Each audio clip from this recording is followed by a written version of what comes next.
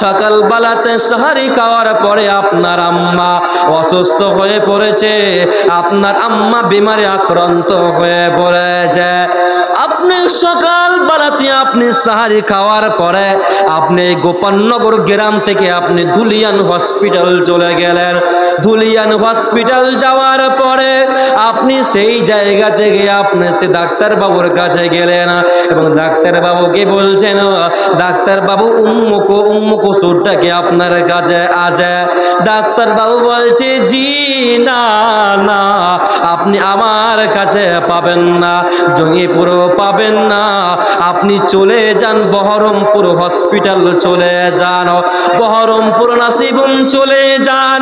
আপনি সকাল বেলাতে আপনি বহরমপুর চলে গেলেন, বহরমপুর হসপিটাল চলে গেলেন, বহরমপুর নাসিবুম আপনি চলে গেলেন। সেই জায়গাতে পৌঁছাতে 10টা বেজে গেল। আপনি সেই জায়গাতে লাইন দেওয়ার পরে কাউন্টারে যাওয়ার পরে আপনি সেই ওষুধটা নেওয়ার পরে আপনি বাস ধরে অথবা ট্রেন ধরে আপনি বাড়ি এলেন। বাড়ি আসতে আসতে আপনার 12টা 1টা 2টা বেজে গেল। আপনি বাড়ি এলেন, মাসটা হচ্ছে রমজান মাস, এত সূর্যের তাপমাত্রা পড়েছে, এমন তাপমাত্রা পড়েছে, মাথা যেন ঘুরে উঠছে, জিভ বেটা যেন শুকিয়ে যাচ্ছে, যেন জিভ বেটা টিপারসা জ্বালায় যেন বেরিয়ে যাচ্ছে। আপনি মনে ভাবছেন আমি ঠান্ডা পানি পেলে পারে আমার কত না ভালো হতো। আপনি মনে মনে ভাবছেন আমার 1 জগ পানিতে হবে না, 1 বালতি পানি তো আমার হবে না। আপনি বাড়ি চলে এলেন। বাড়ি আসার পরে আপনার শরীরের সমস্ত আপনি পোশাক খুলে দিলেন। পোশাক খোলার পরে আপনার বিবিকে বললেন, বিবি রে, ও আমার প্রাণের বিবি, তুমি একটু পানি টিপে দাও অথবা তুমি ট্যাপটা তুমি চালু করে দাও। আপনি ট্যাপ চালু করে দিলেন। আপনি ঠান্ডা পানি আপনার শরীরে আপনি ঢালতে লাগলেন, শীতল পানি আপনার শরীরে ঢালতে লাগলেন। এমন সামাতে আপনি পানি ঢালতে ঢালতে যদি 1-2 ঢোক যদি আপনি পানি খেয়ে নিলেন, পৃথিবীর কোনো মানুষ আপনার পানি খাওয়াটা দেখতে পেত না, মুলবি দেখতে পেত না, হাজি দেখতে পেত না, মুলবি সাহেব দেখতে পেত না, সর্দার সাহেব দেখতে পেত না, মেম্বার সাহেব দেখতে পেত না, গ্রামের কোনো মানুষ আপনার পানি খাওয়াটা দেখতে পেত না। জি না, এতে কমতি নয়। আপনি গোসল করার পরে আপনার পোশাক পরার পরে আপনি নামাজে পড়লেন, সালাত আদায় করার পরে আপনার বিবিকে বললেন, আপনার ছেলে মেয়েদেরকে বললেন, বিবি রে, তোমরা একটু বাইরে যাও, আমাকে একটু আরামে তোমরা ঘুমাতে দাও। আপনি আরামে ঘুমালেন। আপনি ঘরের ফ্যানটা আপনি চালু করে দিলেন। ফ্যানটা চালু করে দেওয়ার পরে বন্ধুরে আমার আপনি দোয়ারটাও লাগিয়ে দিলেন, দোয়ারের খিলটাও লাগিয়ে দিলেন। আপনি সেই বিছানাতে শুয়ে পড়লেন। সে খাটের তলে মাছ আছে, মাংস আছে, আপেল আছে, বেদানা আছে, জুস আছে, ইত্যাদি খাবার আছে। আপনি যদি পেট ভরে আপনি যদি খাবার খেয়ে নেন, আপনি যদি সে আপেল বেদানা খেয়ে নেন, আপনি যদি ভাত খাবার খেয়ে নেন, পৃথিবীর কোনো মানুষ আপনার খাবার খাওয়া দেখতে পাবে না। কিন্তু জিনা, রমজান মাসে রোজা এমন একটা ইবাদত, হাজার নিয়াত করলেও মানুষ দেখানি হতে পারে না। এজন্য বিশ্বনবী বলছেন, যারা রোজা রাখে রে, আমি আল্লাহর জন্য রোজা রাখে।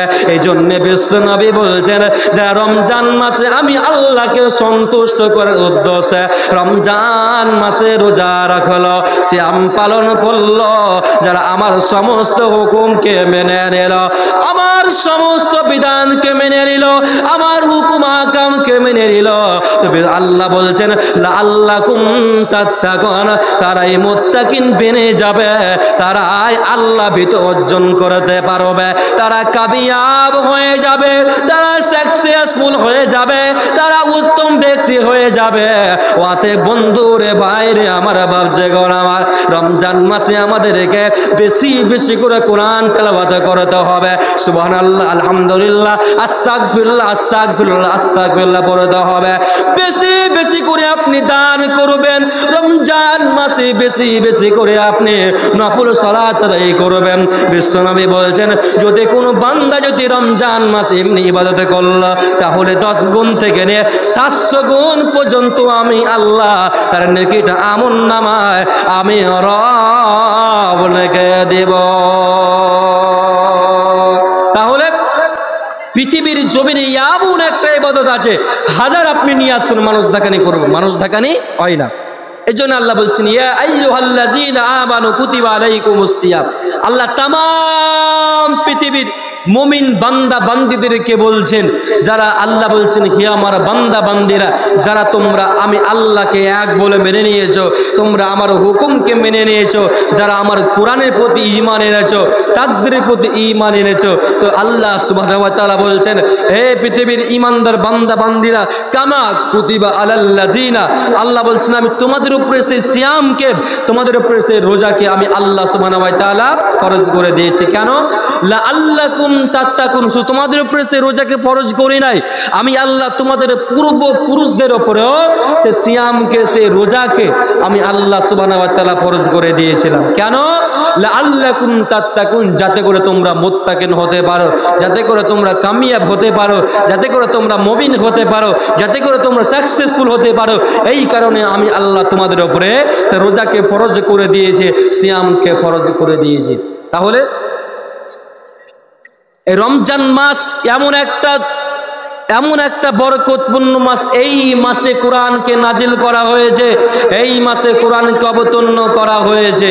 বন্ধুরে আমার, যদি কোরআনকে প্রশ্ন করা হয় হে কোরআন তুমি বলো, হে কোরআন তুমি বলো তুমি কোন শহরে নাজিল হয়েছ, কোন জায়গাতে নাজিল হয়েছ, কোন জায়গাতে অবতীর্ণ হয়েছ। যদি কোরআনকে প্রশ্ন করা হয়, কোরআন বলছে লা উকসিমু বিহাজাল বালাদ, আমি 2খানা শহর কেন্দ্রিক নাজিল হয়েছে, 2খানা শহর কেন্দ্রিক নাজিল হয়েছে। সে শহরখানা বহরমপুর মালদা নয়, মালদা কলকাতা নয়, সে শহর 2খানার নাম কি? সেই শহর 2খানার নাম কি? একটা নাম হচ্ছে মক্কা মুকাররমা, অপরটির নাম হচ্ছে মদিনা মুনাওয়ারা। কোরআনকে যদি আবার প্রশ্ন করা হয় হে কোরআন তুমি বলো মানলাম তুমি 2খানা শহরে তুমি অবতীর্ণ হয়ে যাও,